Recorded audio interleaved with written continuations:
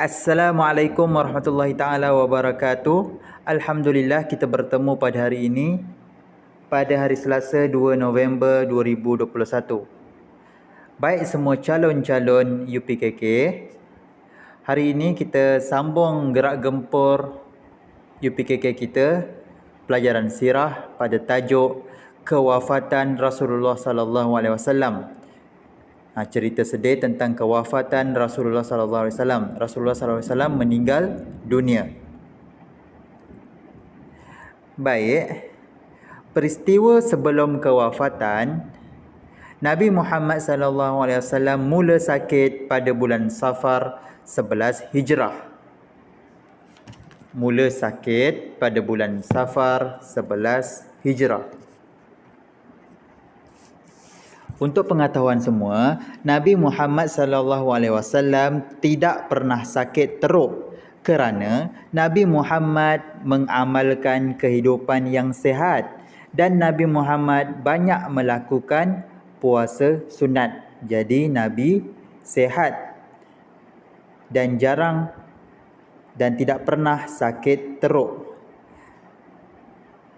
Dan mula sakit pada bulan Safar 11 Hijrah.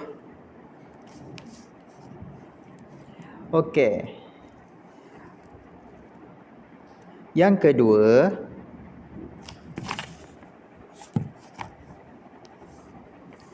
pada hari pertama baginda jatuh sakit, Nabi Muhammad masih menziarahi kubur Baqi'. Kubur Baqi' sebelah Masjid Nabawi.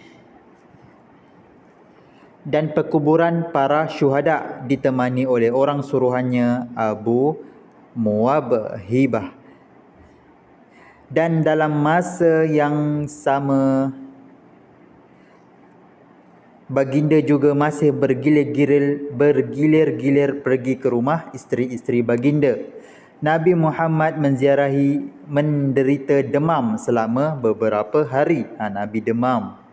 Apabila demam, baginda berkurungan. Baginda pergi ke masjid untuk solat berjemaah bersama para sahabat. Dan dirawat di rumah Aisyah. Aisyah ialah isteri baginda yang paling muda. Abu Bakar diminta menjadi imam solat fardu. Ketika Nabi Muhammad SAW sakit, Nabi suruh Abu Bakar menggantikannya sebagai imam solat fardu di masjid. Nabi dah tak larat. Okey, sewaktu kewafatan Rasulullah sallallahu alaihi wasallam,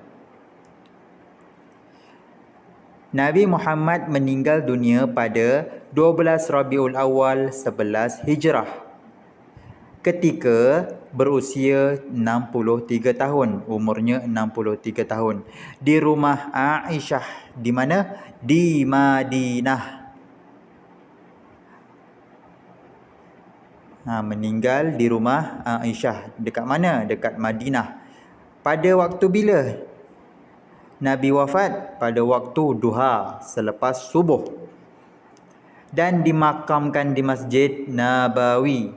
Dan ditanam dan dimakamkan di Masjid Nabawi, di dalam Masjid Nabawi. Okey, pemilihan Abu Bakar khalifah yang pertama. Sewaktu Nabi Muhammad sallallahu alaihi wasallam meninggal dunia, mestilah kena ada yang menggantikannya sebagai khalifah, sebagai ketua untuk memerintah. Okey. Pemilihan Abu Bakar khalifah pertama, bermesyuarat di balai Bani Sa'idah untuk memilih pengganti. Abu Bakar mencalonkan Omar dan Abu Ubaidah. Omar mencadangkan Abu Bakar sebagai khalifah. Cadangan Omar diterima baik oleh kaum Muhajirin dan Ansar. Orang Muhajirin dan Ansar setuju bahawa Abu Bakar menjadi khalifah yang pertama selepas ketiadaan Nabi Muhammad sallallahu alaihi wasallam Ini adalah turutan Khulafa Ar-Rashidin. Khulafa Ar-Rashidin ada 4, semuanya sahabat Nabi, iaitu Abu Bakar As-Siddiq yang pertama, yang kedua iaitu Umar Al-Khattab, yang ketiga iaitu Uthman bin Affan, yang keempat Ali bin Abu Talib. Baik. Sila untuk tugasan, sila print atau salin dan buat jawapannya di dalam buku tulis UPKK. Tajuk kewafatan Rasulullah sallallahu alaihi wasallam. Isikan tempat kosong dengan jawapan yang betul. As-Siddiq, subuh. Aisyah, duha. Umar Al-Khattab. Solat terakhir yang didirikan oleh Rasulullah SAW ialah solat apa yang terakhir Nabi buat sebelum Nabi meninggal, iaitu solat subuh. Rasulullah SAW wafat ketika waktu duha. Rasulullah wafat di pangkuan Sayyidina Aisyah radhiyallahu anha.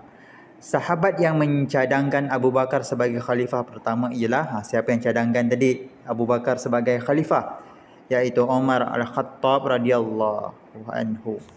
Yang kelima, Sayyidina Abu Bakar diberi gelaran As-Siddiq. Kenapa dia diberikan As-Siddiq? Kerana dia sentiasa mempercayai Nabi Muhammad sallallahu alaihi wasallam. Kerana sentiasa membenarkan kata-kata Rasulullah sallallahu alaihi wasallam. Okey, lengkapkan carta berikut. Kewafatan Rasulullah sallallahu alaihi wasallam. Rasulullah wafat pada tarikh 12 Rabiul Awal. Pada